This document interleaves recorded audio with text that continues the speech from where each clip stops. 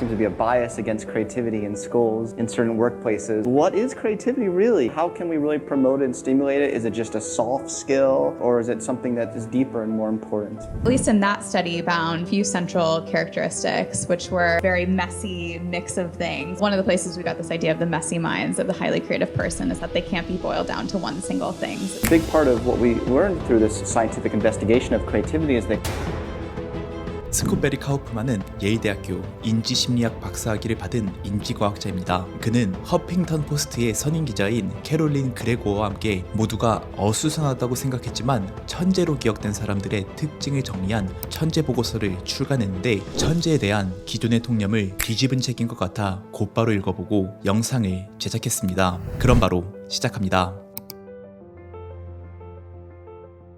일반적으로 천재를 떠올리면 백과사전처럼 많은 지식을 암기하고 시험 문제를 잘 푸는 사람으로 생각하곤 합니다. 하지만 실제 천재들을 보면 이 정의가 잘 들어맞지 않습니다. 실제 천재들의 모습을 보면 남과 다른 생각을 하고 난제를 해결해내는 창의적인 사람에 더욱 가깝습니다. 이러한 천재들이 갖는 창의성의 원천을 알아내기 위한 수많은 시도들이 있었습니다. 심리학자 딩키그 사이먼턴은 예술, 과학, 인문학, 리더십 분야의 천재들의 과업을 연구한 후 놀라울 정도로 비슷한 결론을 냈습니다. 천재들에게 창의적 과정은 어수선한 작업이라는 결론을 낸 것입니다. 또한 창의성 분야의 저명한 심리학자 미하이 칙센트미하이는 30년 넘게 다양한 분야의 창의적인 사람들을 인터뷰한 후 다른 사람들과 구별되는 그들의 특성을 한마디로 복잡성으로 정의했습니다. 그들에게는 모순적인 극단이 있고 각각은 한 사람이 아니라 여러 사람이라고 말했습니다. 그렇다면 이렇게 수수께끼 같은 창의성의 원천이 무엇인지, 또 이를 어떻게 키울 수 있을지를 알아볼 텐데, 복잡한 요소들을 최대한 이해하기 쉽게 정리해서 큐레이팅해 보았습니다. 그 첫 번째는 힘 빼기입니다. 음악 역사상 가장 많이 리메이크된 곡, 누구나 한 번쯤은 들어보았고 또 읊어보았을 곡인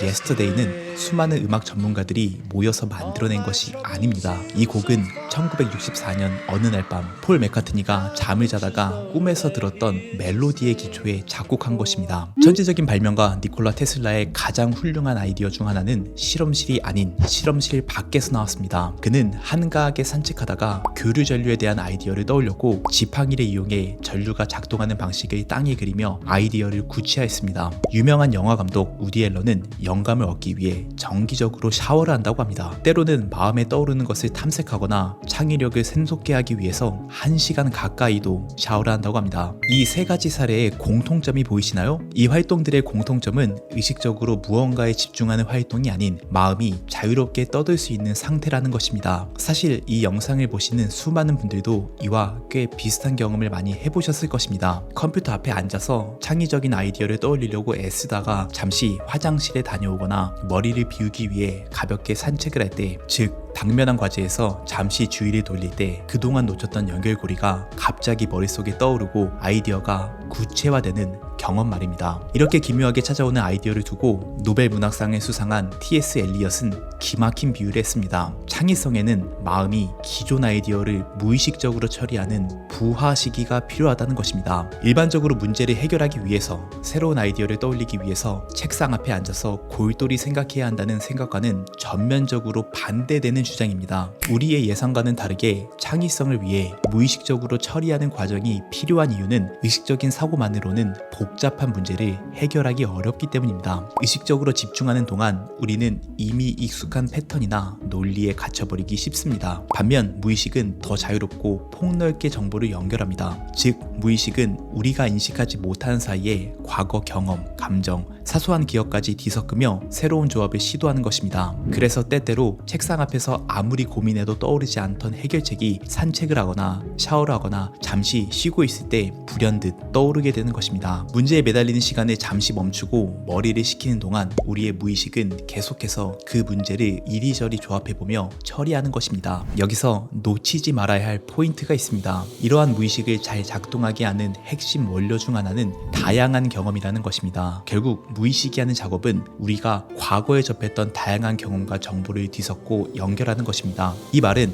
경험이 풍부하면 무의식이 가공할 재료가 많다는 것이고, 경험이 부족하면 무의식이 가공할 재료가 적다는 것입니다. 수많은 천재들은 단순히 한 분야에서 전문성을 쌓는 것이 아닌 전혀 다른 분야의 경험, 낯선 환경에서의 자극, 사람들과의 다양한 대화를 통해 무의식의 재료를 풍부하게 만들었습니다. 예를 들어 수학자이면서 음악을 좋아하고 화가이면서 과학에 호기심을 가지는 식으로 말입니다. 이 복잡한 관심사와 경험들이 무의식 속에서 뒤섞이면서 전혀 새로운 연결이 탄생할 수 있는 토대를 마련합니다. 전 세계에서 가장 높은 가치를 지닌 예술 작품 중 하나로 평가받는 모나리자는 레오나르도 다빈치의 단순히 뛰어난 그림 실력뿐만 아니라 그가 평생 탐구해온 다양한 학문적 관심과 지식이 총합된 결과물입니다. 다빈치가 공부해온 해부학, 수학, 예술 등 모든 관심사가 합쳐져 모나리자를 탄생시킨 것입니다. 스티브 잡스의 경우도 마찬가지입니다. 그가 대학 중퇴를 결심하고 서체 디자인 강의를 들었을 때 그 당시 시점에서만 봤을 때는 전혀 실용적이지 않은 공부였습니다. 하지만 이 경험은 10년 후 매킨토시의 아름다운 폰트를 만드는데 결정적인 역할을 하게 됩니다. It was impossible to connect the dots looking forward when I was in college, but it was very, very clear looking backwards 10 years later. Again,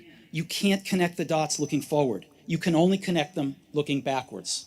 So you have to trust that the dots will somehow connect in your future. 여기까지 들으면 많이 경험하고 그것을 무의식에서 잘 조합해서 결과물을 내놓으면 되는 거겠네 라고 연결지어 생각하실 수 있습니다. 물론 맞는 말이지만 진짜 난관은 지금부터입니다. 이렇게 만들어진 아이디어를 구체화시키는 창의적인 행동을 하기 위해서는 아주 많은 용기가 필요하기 때문입니다. 어떤 용기가 필요하냐면 인간 본성을 거스르는 용기가 필요합니다. 심리학자 로버트 스탠버그는 예술가, 사업가, 철학자 및 물리학자 등 다방면의 전문가들과의 인터뷰를 통해 창의적인 사람들의 특징 중 하나를 도출했습니다. 그것은 역사가 기억하는 수많은 창의적인 사람들은 전통적인 사고방식과 실천 방식을 따르려 하지 않는다는 것입니다. 인간은 본능적으로 다른 사람들의 의견과 행동에 크게 영향을 받으며 심지어 타인을 모방하려고 우리의 생각과 행동을 바꾸기도 합니다. 이를 동조현상이라고 부르는데 이런 행동은 대체로 무의식적이고 거의 자동적으로 일어납니다. 동조현상을 밝혀낸 대표적인 연구는 애쉬의 실험입니다. 세 개의 선을 두고 어떤 선이 기준이 되는 선과 같은 길이인지를 맞추는 실험이었는데 앞서 대답하는 실험 참가자들이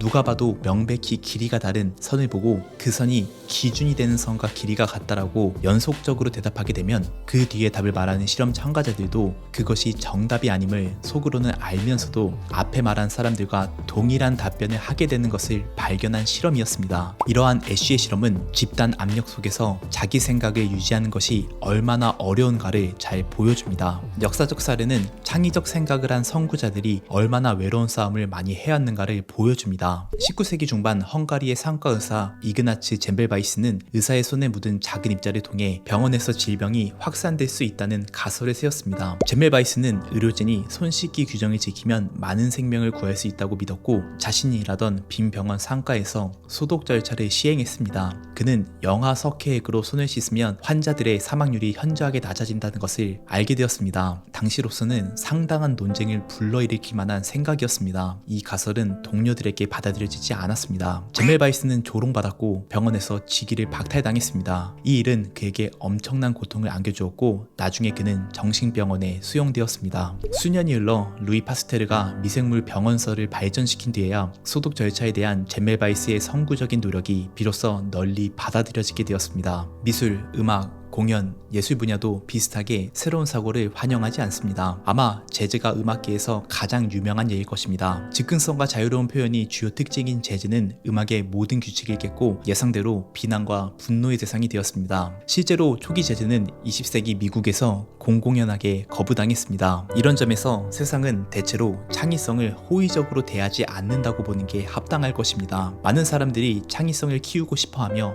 역사상 위대하고 훌륭한 예술가들과 인습을 타파한 사람들의 삶에 찬사를 보내고 그들의 창의성을 본받고 싶어합니다. 하지만 이를 비판적으로 바라보면 우리가 창의적 생각과 그 창안자에게 박수를 보내는 것은 대체로 그 아이디어가 용인되고 인정받은 이후의 일입니다. 새롭고 독창적인 생각이 널리 수용된 뒤에야 비로소 주목받는 현실은 우리가 진정으로 순수한 창의성을 환영하고 포용한다는 뜻이 아니라는 씁쓸한 이면을 보여줍니다. 천재라고 기억되는 사람들의 이력을 체계적으로 분석해보면 그들이 만든 결과물의 수준이 그다지 고르지 않다는 사실을 알게 됩니다. 대표적인 예로 셰익스피어를 들 수 있습니다. 우리는 셰익스피어의 걸작들을 잘 알고 있지만 실패작들은 잘 모르는 경우가 많습니다. 실제로 그의 삶을 들여다보면 커리어의 정점기에 썼던 작품들 중 일부는 엄청난 성공을 하고 또 일부는 실패를 하는 아주 인간적인 모습을 보여줍니다. 예를 들어 걸작 햄릿을 쓴 후 선보인 트로일러스와 크레시다는 실패했으며 그 이후에 쓴 오셀로, 리어왕,